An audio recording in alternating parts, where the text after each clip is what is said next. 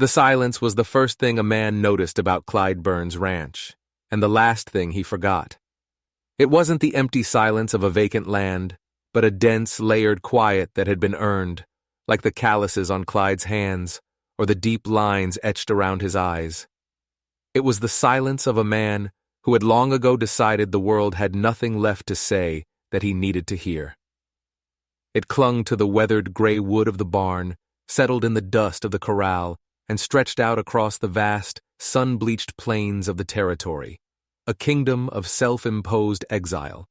Clyde's world was circumscribed by the far-off shimmer of the mesas to the east and the jagged teeth of the mountains to the west, a world he could survey from his porch with a cup of bitter coffee and a sovereign sense of ownership that had nothing to do with deeds or titles. He owned the quiet. He had paid for it in words left unsaid and roads not taken, and he guarded it with a vigilance that bordered on holy. This morning, the silence was different. It felt thin, brittle. The air, usually clean with the scent of sage and dry earth, carried a sour metallic note that snagged in the back of his throat. A single magpie, a feathered shard of black and white, sat on the fence line, its head cocked, its usual chattering cry held in abeyance. Even the wind seemed to hold its breath. Clyde stood on his porch, his coffee growing cold in his hand, his gaze sweeping the familiar landscape. He was a man built of spare parts, lean muscle, sun-cured skin, a patient stillness. At 50, his movements were deliberate, economical, honed by decades of solitary labor. He had built this life around the principle of minding his own business, a creed that had served him well in a territory run by men who valued discretion above all else. Discretion, in these parts, was just a polite word for looking the other way. He saw it then, a shape near the dry creek bed that bordered his property, a heap of dun-colored discard that didn't belong. It was too large for a coyote's kill, too still for a sleeping calf. It was a stain on the clean canvas of his morning. With a sigh that was more weariness than annoyance, he set his cup down on the porch rail and stepped into the dust. The magpie took flight, a flash of startled monochrome against the pale blue sky, and the silence it left behind felt heavier than before. As he drew closer, the sour smell intensified, a rank odor of sweat, fear, and something else, something sickly sweet that he knew from his past but had spent a lifetime trying to forget. The shape resolved itself into the form of a horse, lying on its side with an unnatural rigidity. A burlap sack was cinched tight around its head, a crude, suffocating blindfold. Clyde's steps slowed. This was not the work of nature. A horse might break a leg in a gully, a cougar might drag down a stray, but they did not blindfold their victims. This was the work of men, cruel men, the kind of men he had structured his entire existence to avoid. He knelt beside the animal, his knees cracking in protest. It was a mare, a fine one by the look of her, with good bone and a deep chest, even now in her distress. Her coat was the color of dust-muted gold, matted with sweat and dirt. She was alive but barely. A shallow, ragged breath hitched in her chest, a tremor running through her flank like a failing engine. His first instinct, a cold and practical one, was to end her suffering. A single, clean shot. It would be a mercy. It would also be the simplest path back to his guarded solitude. But then he saw the ropes. They were tied tight around her pasterns, the coarse fiber having chewed through hide and into flesh. The wounds were raw, inflamed, buzzing with flies. This wasn't just abandonment. This was methodical. This was torture. A cold fury, different from any anger he had felt in years, began to smolder in the pit of his stomach. It was a low, steady heat that burned away his weariness. He reached out a hand, his movements slow, his voice a low rumble he hadn't used for anything but his own stock in years. "Easy now," he murmured, the words feeling foreign on his tongue. "Easy, girl." He worked at the knot on the burlap sack. It was tight, deliberately so, soaked with sweat and spittle. His fingers, thick and calloused, fumbled with the slick rope. The mare flinched as he touched her, a weak, convulsive shudder. He finally worked the knot free and pulled the sack away. The smell that hit him was overpowering.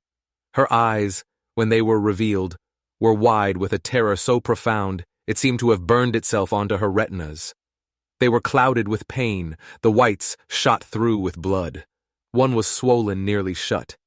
But it was the rest of her that made his breath catch. Her body was a canvas of deliberate cruelty. Cigarette burns dotted her neck and shoulders in a sickening constellation. Her back was cross-hatched with shallow cuts, as if someone had taken a knife and scored her for sport. And her brand, he could see it on her hip where the hair had been scraped away. It was a fresh burn, angry and red, a crude M that was puckered and oozing. But underneath it, he could just make out the faint, older lines of a different mark, a different identity violently erased. This was not a random act of violence. This was a message, a statement. He forced himself to breathe, to push down the rising tide of rage. Anger was a luxury he couldn't afford. It made a man sloppy. He had to think. He had to act. He worked on the ropes binding her legs, his penknife slicing through the fibers with satisfying snaps. As each leg was freed, a low groan escaped the mare's throat. He ran his hands over her, a rancher's assessment turning into something more. He felt the heat of infection, the unnatural swelling, the sharp edges of protruding ribs. She had been starved, beaten, and terrorized over a period of time. This was the culmination, not the act itself. This was the final flourish, leaving her here, on his land. A gift. A warning. He stood up, his joints aching, and scanned the horizon. He looked past his own fences, toward the distant ridges that separated his valley from the sprawling empire of Gideon Marsh. Marsh owned the biggest ranch, the best water rights, and most of the men in the territory. He ran his affairs from the shadows, his influence a quiet poison that had seeped into every corner of their lives. Marsh was a man who collected power the way other men collected coin, and he did not tolerate loose ends or dissent. Clyde had managed to exist in the margins of Marsh's world, a ghost on his own land, too insignificant to be of notice. Until now. And as his eyes swept the ridgeline, he saw it. A flicker of light, sharp and impossibly bright against the dark rock. The glint of a spyglass. It was there for a second, then gone. But it was enough. They were watching. They had delivered their tortured offering, and now they were waiting to see what he would do. The realization settled in his gut like a cold stone. This wasn't an abandonment. It was an invitation, a test. He looked down at the mare, at the landscape of pain etched onto her body, and the choice was made for him, not by his mind, but by the sudden, fierce resurgence of a part of himself he thought he had buried long ago. He could drag her into the woods and put a bullet in her head, erasing the problem. Or he could stand his ground. He could lead her home. The silence he had so carefully cultivated was broken, and in its place was a single, ringing question. He looked from the broken animal at his feet to the distant, watching ridge, and the cold fury in his belly hardened into resolve. He was being tested, and Clyde Burns, for the first time in a very long time, was not going to fail. He spent the next hour performing a series of small miracles. Getting the mare to her feet was the first. He spoke to her in that same low, steady murmur, a current of calm in the choppy waters of her pain. He brought a bucket of water, holding it steady as she drank in deep, shuddering gulps, her thirst so profound it was a kind of agony. He used his own body as a crutch, letting her lean her weight against him as he urged her, step by painful step, toward the sanctuary of his barn. Each footfall was a victory. The 100 yards from the creek bed to the barn felt like 100 miles, a pilgrimage of shared suffering. The hoofbeats were not the thundering approach of a threat, but the soft, limping percussion of a shared burden. He settled her in the largest stall, the one he kept for foaling, bedding it deep with fresh, sweet-smelling straw. The barn enveloped them, its familiar sense of hay, leather, and dust, a comforting balm against the harshness of the morning. Here, he was in his element. He worked with a quiet efficiency that was almost reverent, cleaning her wounds with antiseptic that stung, washing away the caked blood and filth. He was gentle, his rough hands surprisingly deft as he applied salve to the burns and cuts. The mare, who had flinched from his every touch at first, gradually began to yield, her body relaxing fraction by fraction into his care. She seemed to understand, on some primal level, that these hands were here to heal, not to harm. As he worked, he examined the brand again. The M was crude, a butcher's mark, Gideon Marsh's brand. It was laid over the top of the other fainter lines, intentionally obscuring them. It was an act of ownership and erasure, a declaration that what was once yours is now mine, and I can do with it as I please. The arrogance of it was breathtaking. He finished his work as the sun climbed high in the sky, casting a blade of brilliant light through the open barn door. The mare stood quietly now, her head low, a blanket draped over her shivering back. The terror in her eyes had been replaced by a vast, bottomless exhaustion. Clyde stood back, wiping his hands on a rag, the physical work having settled the storm inside him. The quiet of the barn was different from the quiet of the plains. It was a living silence, filled with the soft rustle of straw and the mare's deep, rhythmic breathing. He had crossed a line. By bringing her in, by tending to her, he had given his answer to the man on the ridge. He had picked up the gauntlet. He didn't have to wait long for the response. The hoofbeats came in the late afternoon, not the limping shuffle of the mare, but the confident, rhythmic drumming of several horses moving at a brisk trot. They were the sound of purpose, of authority. Clyde was sitting on his porch, cleaning his rifle, not out of any specific intent, but because the familiar, methodical task calmed his nerves. He didn't look up as they rode into his yard, 3 of them. He continued to work the oiled rag along the barrel, the rhythmic motion a small act of defiance. They reined in, their horses kicking up dust that settled on the porch rails. Clyde knew the man in the lead without having to look. Gideon Marsh had a presence that preceded him, an aura of expensive leather, fine tobacco, and unchecked power. He was a man who remade the world in his own image, and the land around him seemed to bend to his will. Beside him was Pike, a man who was the physical manifestation of Marsh's will. Pike was all sharp angles and old scars, a permanent sneer etched on his face. The third man was just a ranch hand, a blank face meant to add weight to their numbers. "Burns," Marsh said. His voice was smooth, cultured, a jarring note in the rustic setting. It was the voice of a man used to being obeyed. Clyde finished his task, slowly reassembling the rifle with practiced ease. Only then did he lift his eyes. "Marsh," he replied, his tone flat, betraying nothing. Marsh smiled, a predatory slash in his handsome, sun-weathered face. It was a smile that didn't reach his cold, calculating eyes. "It's a hot one," he said, making small talk as if this were a social call. "Heard you had some excitement this morning. Found a stray."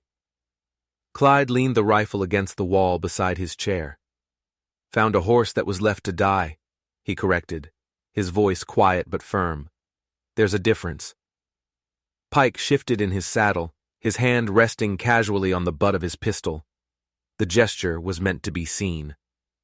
"That horse belongs to Mr. Marsh," Pike rasped, his voice like gravel grinding together. "Brand's an M." "Funny brand," Clyde said, his eyes fixed on Gideon. "Looks like it was put on with a hot poker from a fireplace. Hasty, messy." Gideon's smile tightened by a fraction. The chess match had begun. "Sometimes a man has to mark his property in a hurry," he said smoothly. "She's a runner. Broke through a fence last night. My boys have been tracking her since dawn. Looks like she gave herself a rough time of it in the scrub. We're grateful you took her in." The lie was so bald, so effortless, it was almost impressive. He was offering Clyde a way out, a plausible story to tell himself and anyone else who might ask. He was offering him a return to the safety of looking the other way. "She didn't get those wounds from scrub brush," Clyde stated, the words hanging in the tense air. "And she didn't tie her own feet together or put a sack over her own head." The silence that followed was thick with unspoken threats. Gideon Marsh's facade of civility slipped, and for a moment, Clyde saw the raw, brutal predator beneath. "Burns," he said, his voice dropping to a low, dangerous purr. "I've always respected your desire for privacy. It's a quality I admire. We've coexisted peacefully for a long time because we understand the value of leaving things alone. That's a valuable understanding, one I'd hate to see compromised over a worthless piece of horseflesh." "She's not worthless to me," Clyde said simply. "Everything has a price," Gideon countered. "I'll pay you for your trouble. $100, for the water and the feed." It wasn't an offer, it was an insult, a way of reducing Clyde's actions to a simple transaction, stripping them of any moral weight. "She's not for sale," Clyde said. Pike spat a stream of tobacco juice into the dust, dangerously close to Clyde's boots. "The boss ain't asking to buy her," he growled. "He's telling you he's taken her." Clyde's gaze remained locked on Gideon. He ignored Pike completely, denying him the satisfaction of a reaction. "You ride onto my land, uninvited," Clyde said, his voice still quiet, but with an edge of tempered steel. "You talk about your property, but the animal in my barn is a victim of a crime. Leaving an animal in that state is against the law." Gideon laughed, a short, sharp bark devoid of humor. "The law?" he scoffed, gesturing expansively at the vast, empty landscape around them. "I am the law out here, Burns. Don't be a fool. Don't mistake this for a negotiation. This is a courtesy. I'm giving you the chance to walk away from this with your quiet little life intact.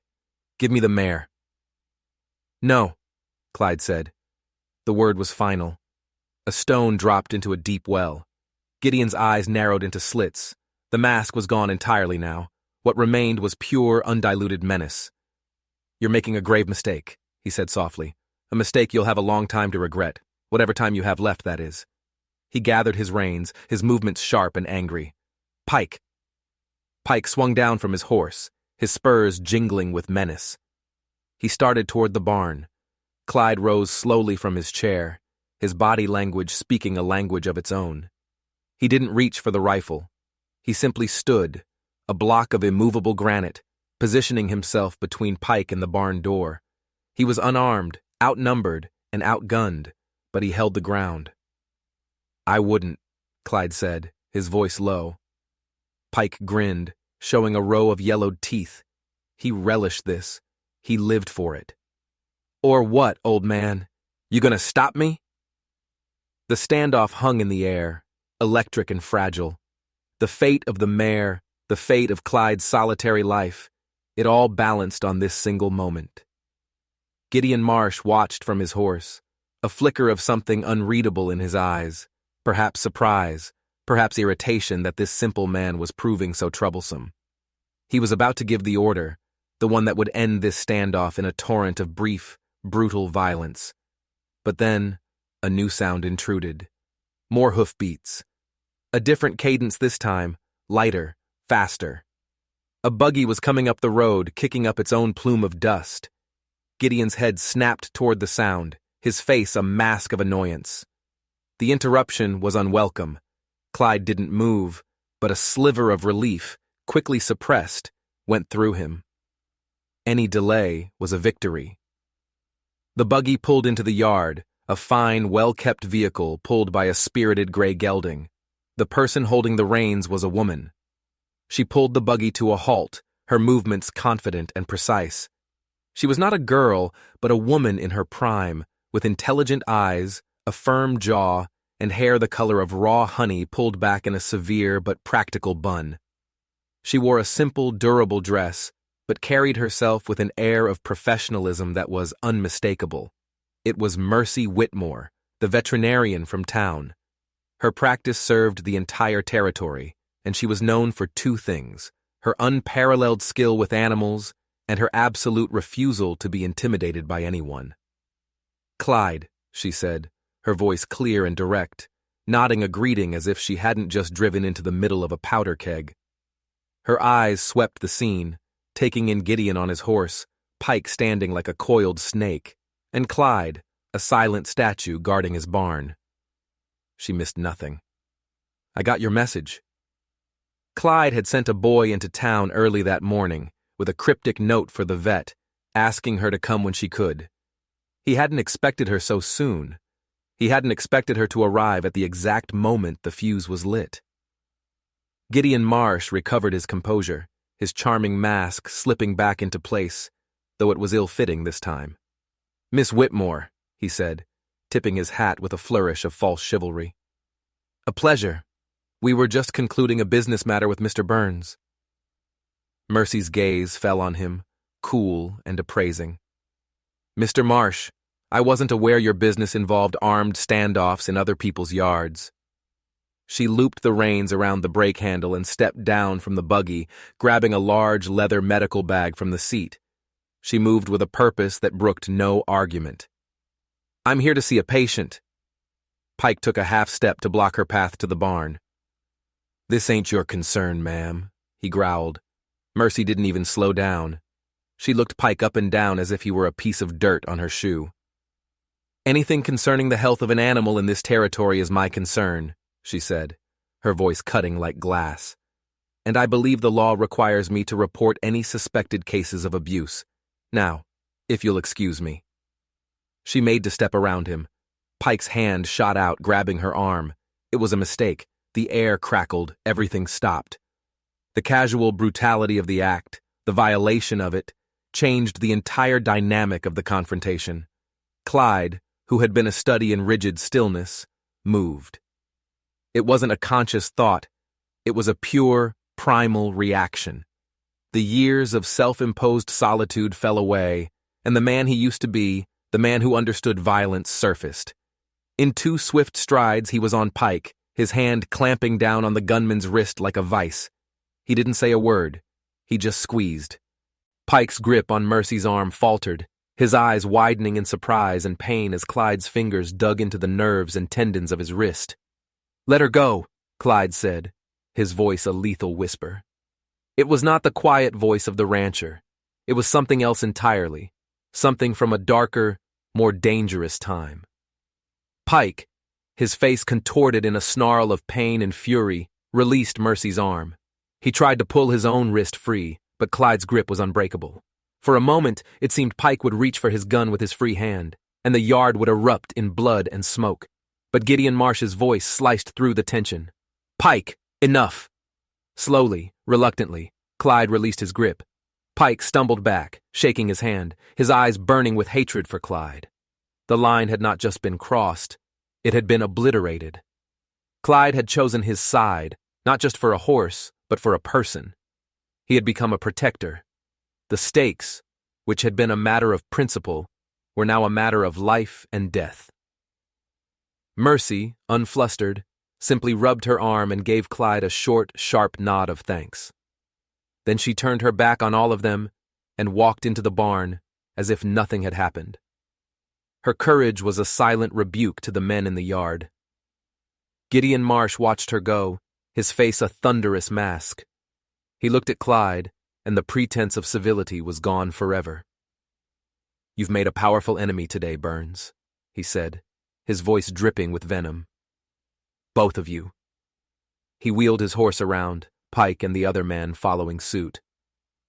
"This isn't over." They rode away, leaving a cloud of dust and a heavy, ringing silence in their wake. Clyde stood for a long moment, the adrenaline slowly receding, leaving him feeling strangely hollowed out.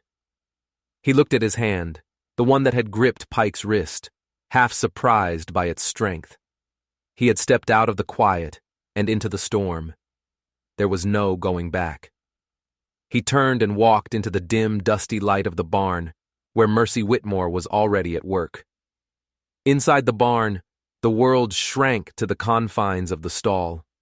The air was thick with the scent of hay, antiseptic, and the faint, sweet smell of the mare's blood.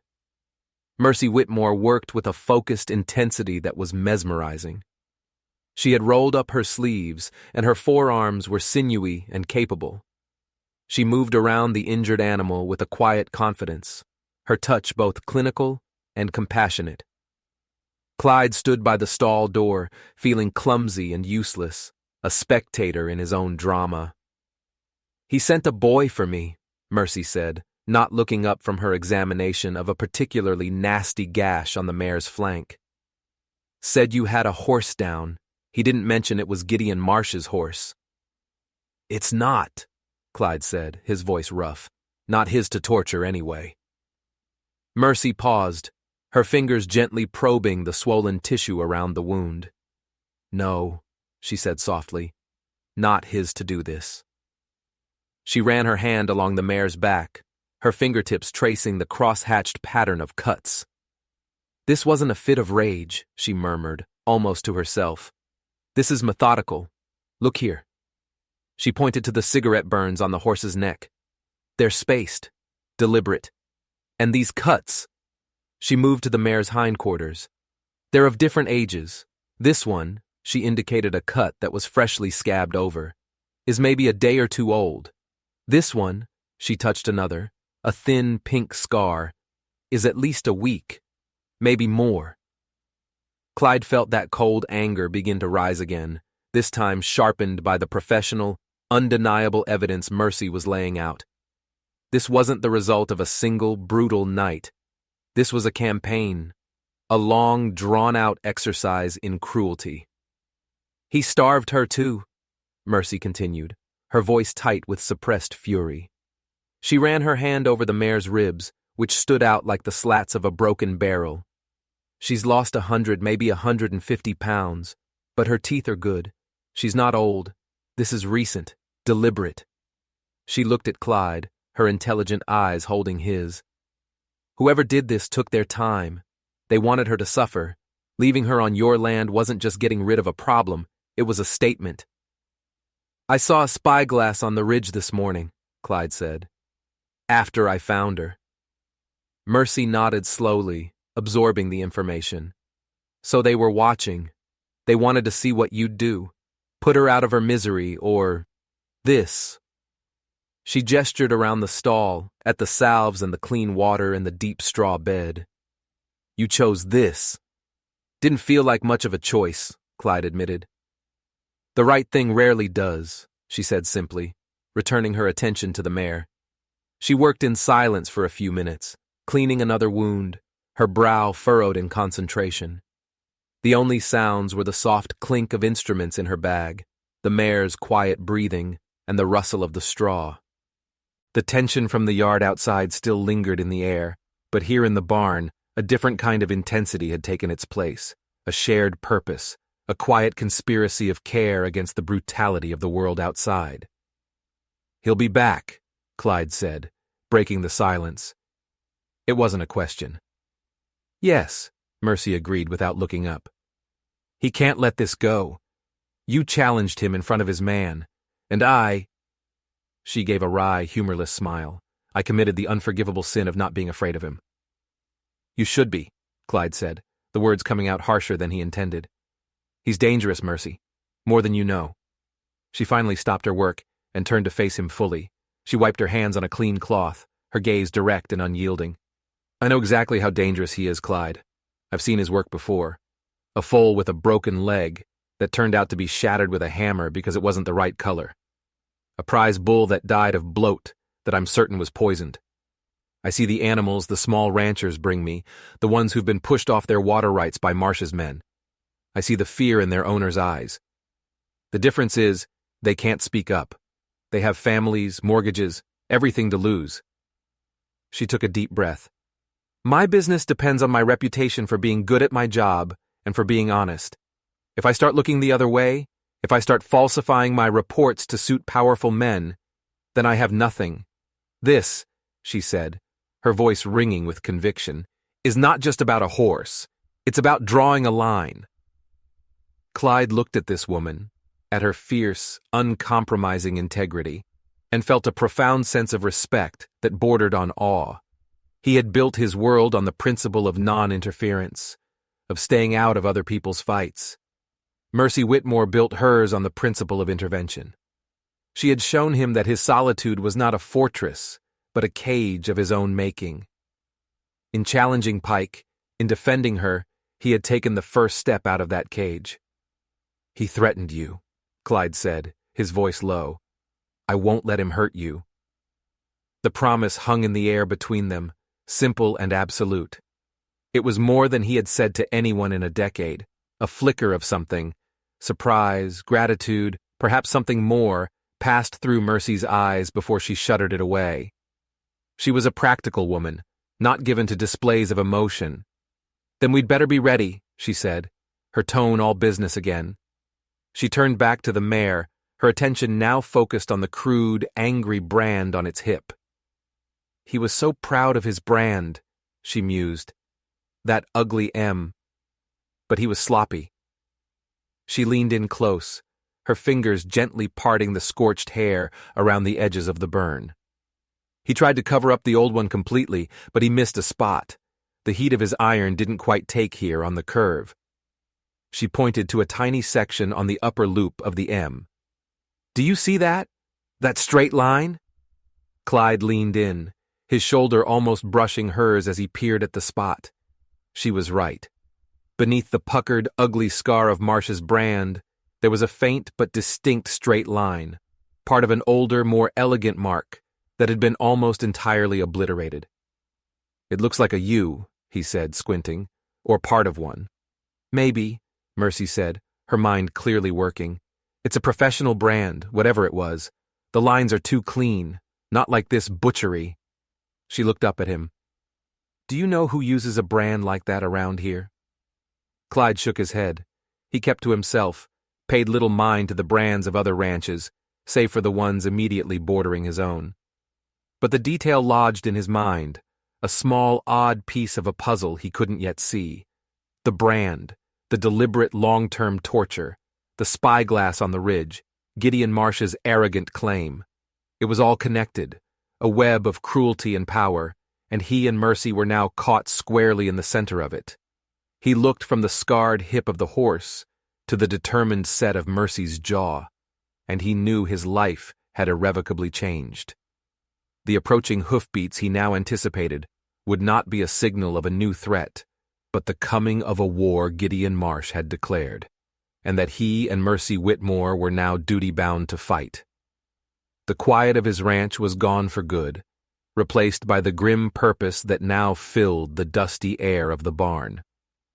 The next 2 days passed in a state of suspended animation, a tense, watchful quiet that was the antithesis of the peace Clyde had once cherished.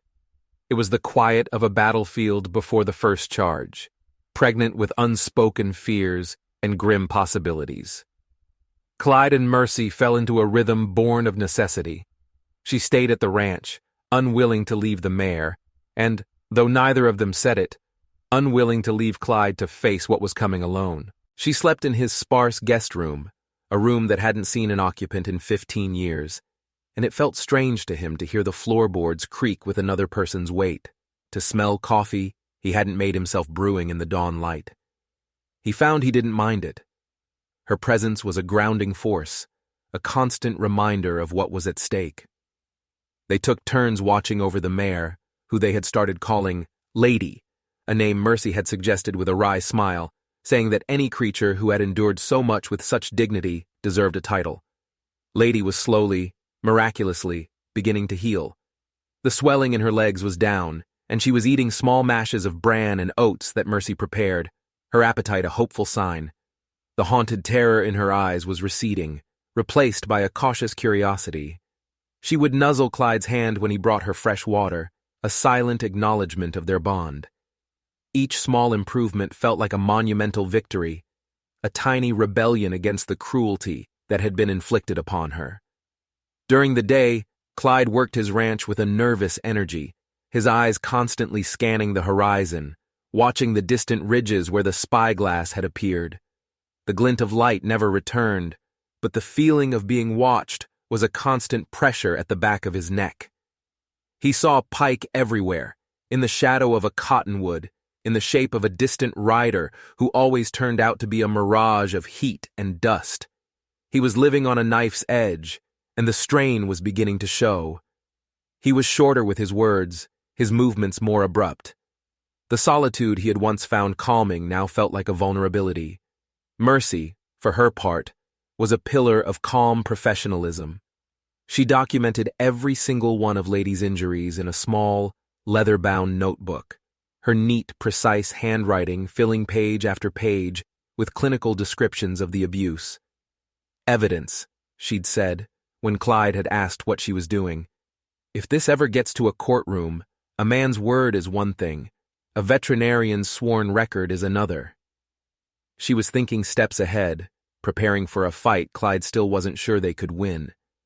Their conversations were clipped, practical, focused on the immediate tasks at hand, the mare's health, the state of their supplies, the watchfulness of the land. But in the quiet moments, in the shared glances over a cup of coffee or across the stall door, a deeper understanding was growing. They were two solitary people, fiercely independent, who had found themselves unexpectedly allied in a cause neither had sought. They were learning the topography of each other's silences, the weight of each other's unspoken thoughts. The evening of the second day, as dusk painted the sky in bruised shades of purple and orange, the hoofbeats finally came. Not the confident trot of Gideon's first visit, but the heavy, deliberate plod of several horses, moving with an ominous purpose. Clyde was in the barn, changing Lady's dressings. Mercy was on the porch, her medical notebook in her lap, watching the light fade from the sky. "Clyde," she called, her voice sharp but steady. "Company." He straightened up, his heart beginning a slow, heavy drum against his ribs. He wiped his hands on his pants and walked to the barn door, his shadow stretching long before him in the dying light. 4 riders were coming up the road. He recognized Pike in the lead, his scarred face a grim mask in the twilight. Gideon Marsh was not with them this time. He had sent his enforcer to do the dirty work. This would not be a negotiation. Clyde stepped out of the barn and moved to stand beside Mercy on the porch. He felt her shift, a small movement that put her shoulder just behind his, a silent gesture of solidarity. The 4 men rode into the yard and fanned out, their formation a clear act of intimidation, cutting off any route of escape. Pike dismounted, his spurs making a harsh, grating sound in the stillness. The other 3 remained on their horses, their hands resting on their saddle horns, their faces impassive and grim. They were here for one reason. "Evening, Burns," Pike sneered, the pretense of civility completely gone. "And the good doctor?" He let his gaze linger on Mercy with open insolence. "The boss sent me to collect his property. He's tired of waiting." "I told him," Clyde said, his voice flat and even. "She's not his property." "See, that's where you're wrong," Pike said, taking a slow step forward. "Everything in this valley is his property if he says it is, including this dusty little patch of nothing you call a ranch, including you." He gestured to the men behind him. "We can do this the easy way or we can do this the hard way. Makes no difference to me. In fact," he added with a cruel grin, "I'm kind of hoping for the hard way."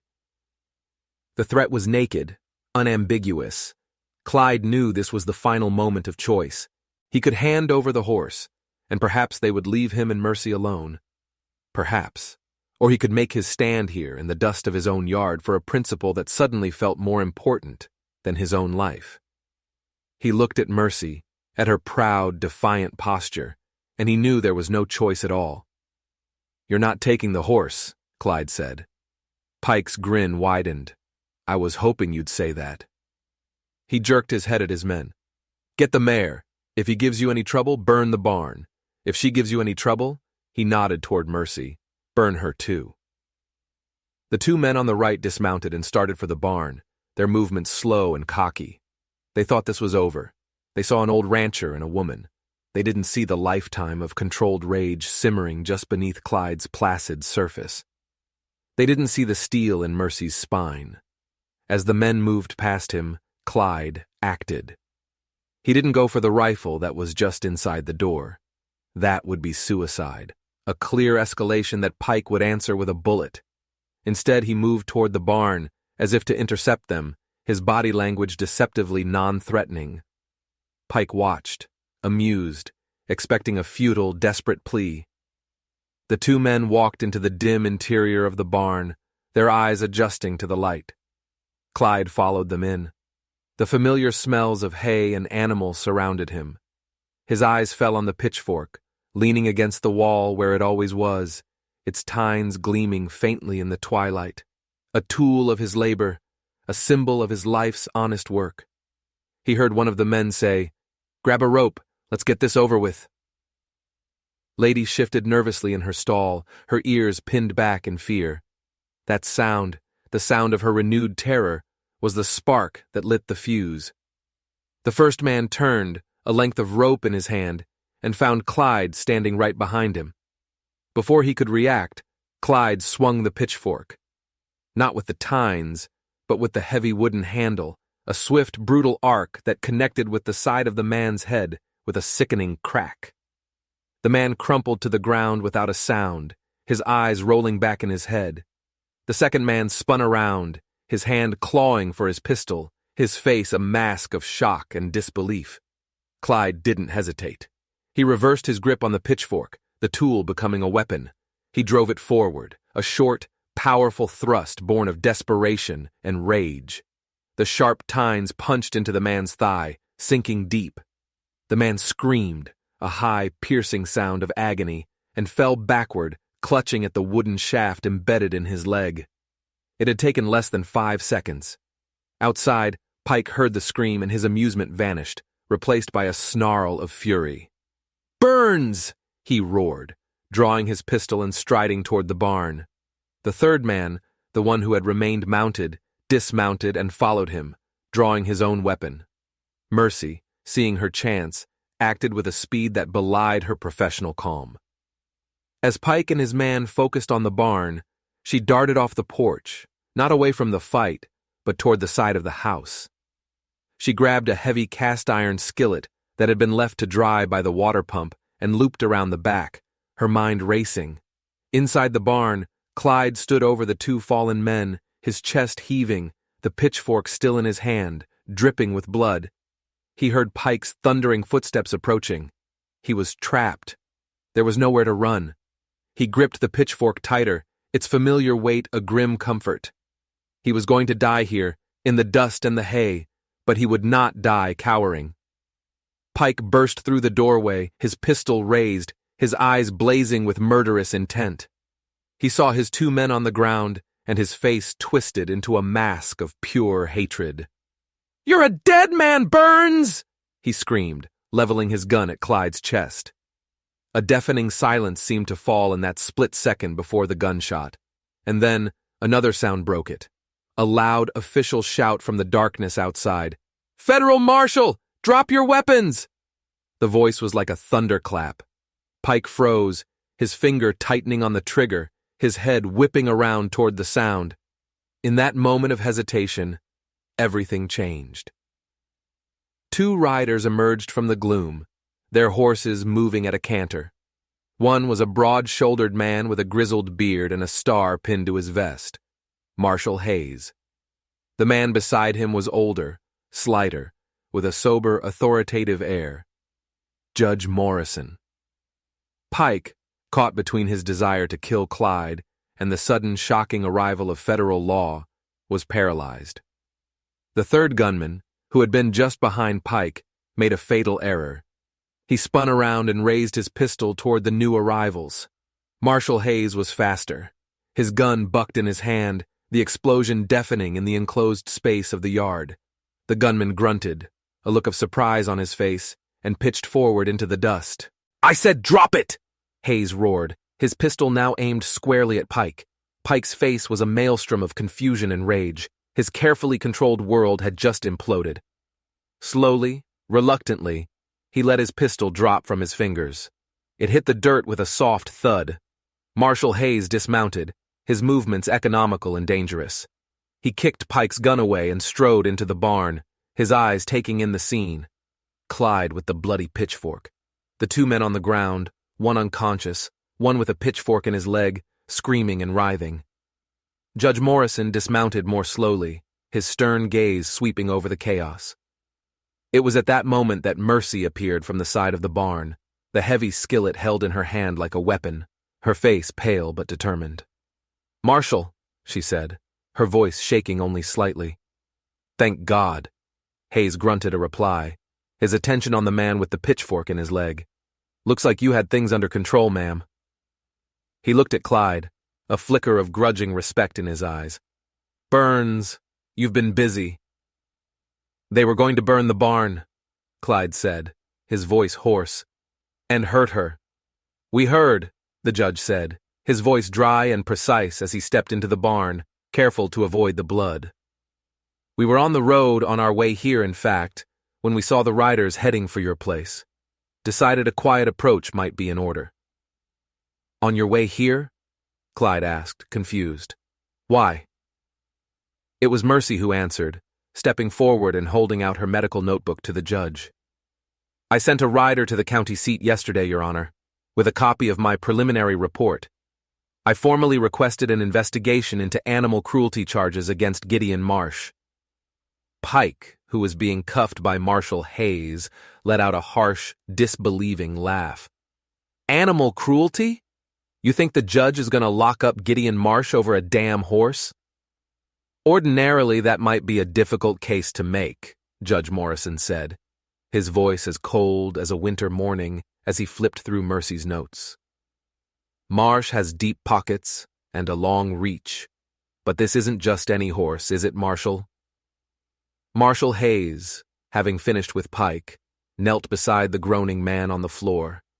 He ignored the man's injury for a moment and instead pushed aside the torn fabric of his pants, looking at the mare standing quietly in her stall.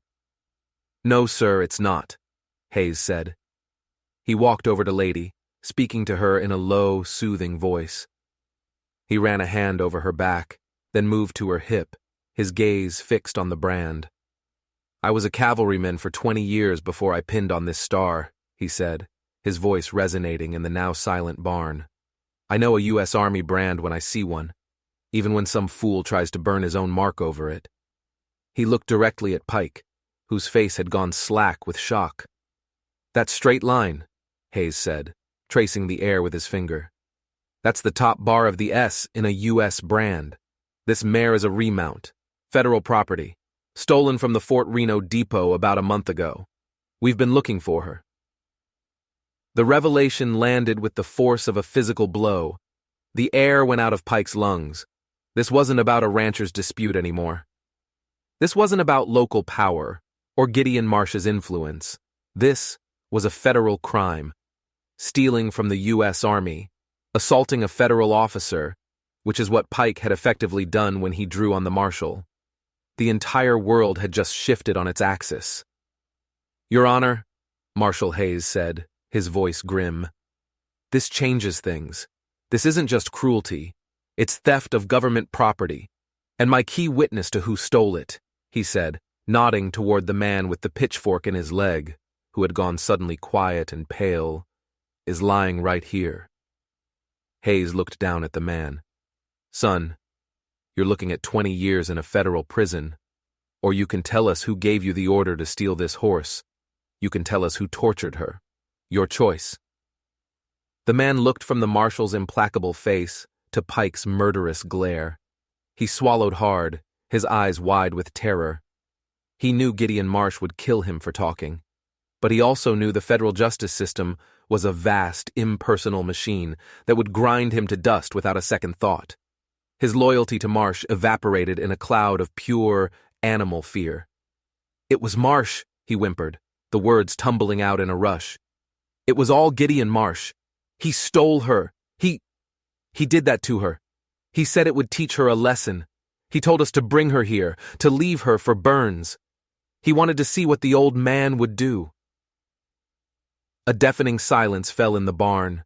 The confession, ragged and desperate, hung in the air, a death sentence for Gideon Marsh. Pike closed his eyes, his face a stony mask of defeat. Clyde slowly lowered the pitchfork, the wood suddenly feeling impossibly heavy in his hands. He looked at Mercy and saw in her eyes the reflection of his own exhaustion and disbelief. It was over. The power Gideon Marsh had built on fear and shadow operations had just been shattered by the truth, spoken aloud in a dusty barn over the body of a tortured horse. The judge closed Mercy's notebook with a quiet snap. "Marshal," he said, his voice filled with a cold, righteous anger. "Go get Mr. Marsh. Bring him to me." The arrest of Gideon Marsh was an anticlimax, a quiet affair that belied the seismic shift it represented for the territory. Marshal Hayes, with two newly deputized men from town, rode to Marsh's opulent ranch house before dawn. They found him drinking whiskey in his study, a man who still believed himself untouchable. When the shackles were placed on his wrists, Gideon didn't struggle or shout. He simply looked at Marshal Hayes with eyes full of cold, reptilian hatred, his empire of fear crumbling around him in silence. The news spread through the valley like a slow-moving fire, whispered in saloons and general stores, a current of disbelief followed by a dawning, hesitant hope. The shadow that had loomed over the territory for so long had finally been lifted. Months passed. The fierce heat of summer softened into the golden melancholy of autumn. The land, once a canvas of harsh light and sharp shadows, was now painted in softer hues. A different kind of quiet returned to Clyde Burns's ranch. It was not the brittle, defensive silence of before, but a deep, resonant peace. It was the quiet of healing. Clyde stood on his porch, a cup of coffee warming his hands in the crisp morning air. The world looked the same mesas, the same mountains, the same vast expanse of sky, but he saw it with new eyes. He was no longer a man hiding from the world, but a man who had faced it and found his place within it. His solitude was no longer a defense, but a choice, a sanctuary he had earned. Out in the pasture, a flash of gold caught his eye. Lady, her coat now sleek and shining, her ribs covered, her spirit restored, galloped across the field. Her scars were still there, faint silver lines against her golden hide, but they were no longer a map of her pain. They were a testament to her survival. She ran not with fear, but with the pure, unadulterated joy of freedom, her tail a proud banner in the wind. He had been offered a handsome sum for her by the army, who considered her recovered property. He had politely refused, paying them her full value from his own modest savings. She belonged here. They had saved each other. The screen door creaked open behind him. Mercy stepped out onto the porch, a cup of her own in her hands. She had become a regular visitor, her buggy a familiar and welcome sight on the road to his ranch. Her visits were no longer just for the mayor. They were for him. They would sit on the porch for hours, sometimes talking, sometimes just sharing the comfortable silence, two solitary souls who had found in each other an unexpected harbor. A home wasn't just a place, he had learned. It was a person. It was the trust you built, one splinter and one scar at a time. She stood beside him, her shoulder brushing his, and followed his gaze to the mare running free in the pasture. "She looks happy," Mercy said, her voice soft. "We all are," Clyde replied, the words simple, but holding the weight of his entire transformation. He looked at Lady, a symbol of voiceless suffering now given a voice, a life. He looked at the vast, clean landscape, no longer a place to hide, but a place to live. And he looked at the woman beside him, whose courage had drawn a line in the dust and dared him to cross it. The long war was over. The silence was back, but it was a different silence now, filled not with absence, but with peace. A hard-won peace that settled over his soul like the warm morning sun. He took a sip of his coffee, the bitterness a familiar, welcome taste, and watched the golden mare run toward the horizon, free at last.